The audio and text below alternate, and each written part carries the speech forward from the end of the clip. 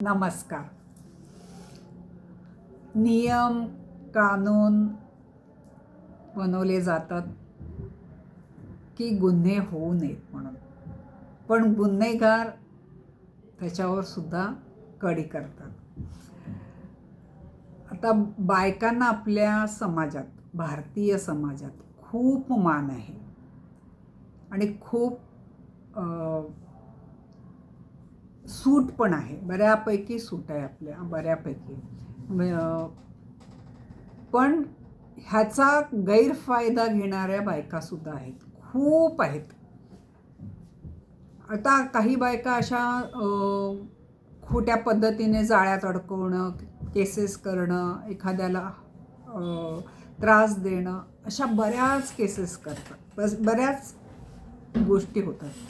मध्ये तर मी कितीतरी जणांचं ऐकलं की कोणी हे करायला स्वतःच कपडे फाडायचे आणि ब्लॅकमेल करायचं की ह्याने माझ्या कपड्यांना हात लावला किंवा माझ्या शरीराला हात लावला, अशा प्रकारच्या खोट्या केसेस टाकायच्या. मग त्या केसेस लोक घाबरतात, केसेस केवढी वर्ष चालणार, ते आयुष्य बर्बाद होते एखाद्याचं. त्याच्यासाठी मग कॉम्प्रोमाइजसाठी पैसे देणं, हे करणं, आणि मग एखादी बाई त्याचा दुरुपयोग करते. तशीच एक केस 11 वर्षापूर्वी 2018 का काहीतरी झाली. 2 भावांचं घराबद्दल भांडण होतं.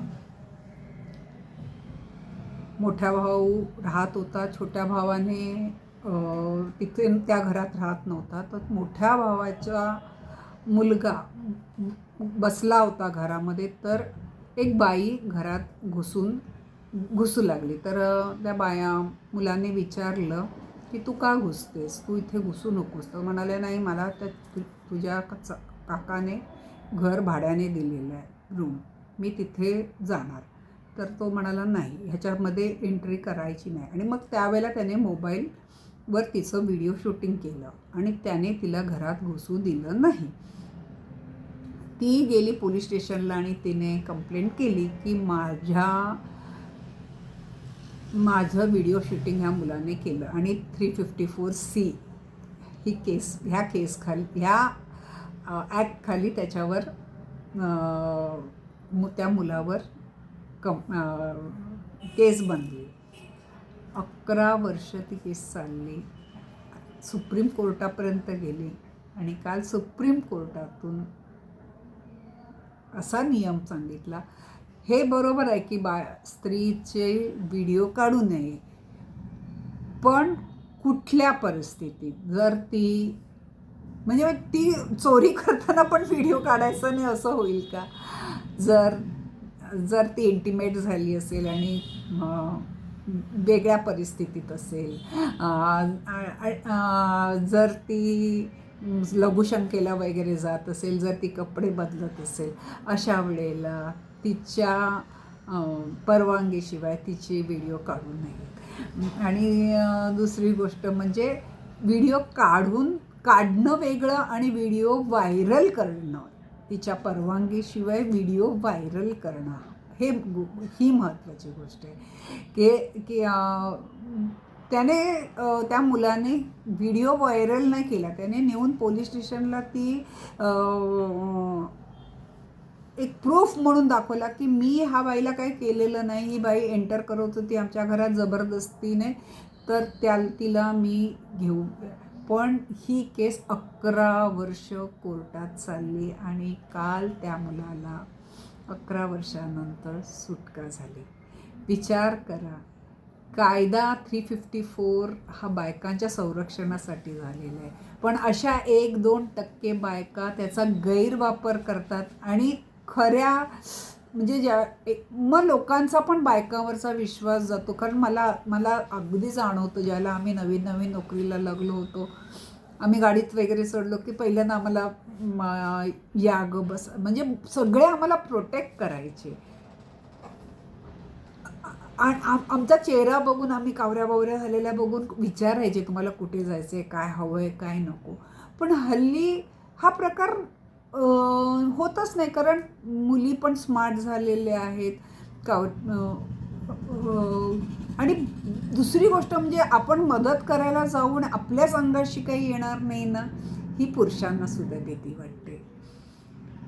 हा हा खूप बदल झालेला आहे. आणि जे बायका बाकीच्या वेळेला हक्क मागतात, आम्हाला 50 आम्ही एकदम पुरुषांच्या बरोबरीने आहोत, हे आहोत, ते आहोत. आणि बाकी एरवी आपण लगेच म्हणजे पलमे तोला पलमे माशा, म्हणजे आपल्याला हवं तेव्हा एकदम फेमिनियन, अगदी मला स्त्री आहे, मला अबला आहे वगैरे म्हणायचं. आणि ज्यावेळेला नाही, मला अगदी मला अगदी तू खांद्याला खांदा लावून राहायचं आहे, हे दोन्ही पद नाही बरोबर. तर हा 354 खरोखर चांगला कानून, म्हणजे पूर्वीच्या IPC प्रमाणे आता बदललेला आहे. पूर्वीच्या IPC प्रमाणे ही केस त्यावेळेला IPC प्रमाणेच फाईल केल्यामुळे 354C ह्या खाली होती. तर बायका म्हणजे कोणी पण अतिशय, आता SC/ST ॲक्टचं पण तसंच आहे ना, अतिशय त्याचा दुरुपयोग केला जातो. तुम्हाला जेव्हा शिक्कामोर्तब करून जातीचं प्रमाणपत्र घ्यायला लाज वाटत नाही, मग त्या जातीचा पटकन कोणी उच्चार जरी केला तर का लाज वाटायला पाहिजे? आता मी लहानपणापासून बामणाची मुलगी म्हणून ऐकत मोठी झाली.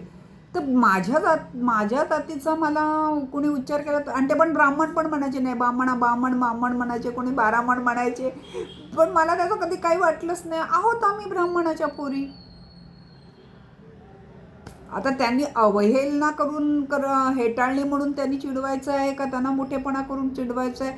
त्यांनी कुठल्याही पद्धतीने चिडवलं तरी मी माझ्या कर्माने, मी जे करून दाखवते त्याने मी श्रेष्ठ किंवा कनिष्ठ किंवा नालायक किंवा लायक बनणार आहे. कोणी मला बामण म्हटलं म्हणून किंवा कोणी मला भंगी म्हटलं म्हणून मी काय वाईट होणार नाही. मी माझं कर्म वाईट केलं तर मी वाईट होणार आहे.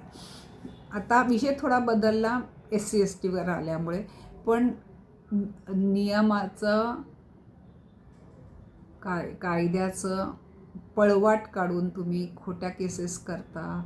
त्यावरून न्यायालयात अर्ध्या अधिक केसेस, मला वाटतं बऱ्याच केसेस अशा खोट्या पण आहेत. आणि त्या लोकांना मग म्हणून केसची घाई नसते, कारण त्यांना कंप्लेनंटला, आरोपीला सतवायचं असतं. त्या केसेस त्यांना तारखा पडल्या, त्यांना काही नाही. आता तो मुलगा तरुण असेल, त्याला ह्या 11 वर्षामध्ये जर गव्हर्मेंट जॉबसाठी जरी त्याने अप्लाय केला तर त्याला गव्हर्मेंट जॉब मिळू शकत नव्हता, कारण त्याच्यावर केस पेंडिंग आहे. जोपर्यंत त्या केसचा रिपोर्ट मिळत नाही, त्याने किती परीक्षा दिल्या असत्या, पास झाला असता तरी त्याला गव्हर्मेंटची परीक्षा नोकरी मिळाली नसती. किती नुकसान त्या मुलाचं त्या बाईने केलं. तिला त्याच्याबद्दल, आता तो सुटला, पण तिला त्याच्याबद्दल शिक्षा झाली का? व्हायला पाहिजे. तिच्याकडून नुकसान भरपाई, त्या मुलाच्या आयुष्याची नुकसानी तिने केली. त्याची जर केपेबिलिटी होती की ना माहीत नाही मला, कारण बाकीचं शिक्षण वगैरे त्या मुलाचं मी वाचलं नाही, तर त्याची केपेबिलिटी होती. किती त्या मुलाला 11 वर्ष मनस्ताप झाला असेल. इवन त्याच्या फॅमिली लाईफमध्ये पण लग्न करताना सुद्धा म्हणजे किती अफवा उठल्या असतील, ह्याच्या विरुद्ध केस आहे, हे आहे, ते आहे. खरंच म्हणजे खोट्या केसेस टाकून, खोटे अपवाद लावून, खोटे आरोप करून दुसऱ्यांचं आयुष्य उद्ध्वस्त करणारे सुखी राहू शकतील का? पुढे त्या बाईचं काही झालं वगैरे त्या केसमध्ये काहीच नाही आहे, पण तो मुलगा 11 वर्षांनी का असेना सुटला. तुम्ही माझं ऐकताय त्याबद्दल मी खूप आभारी आहे.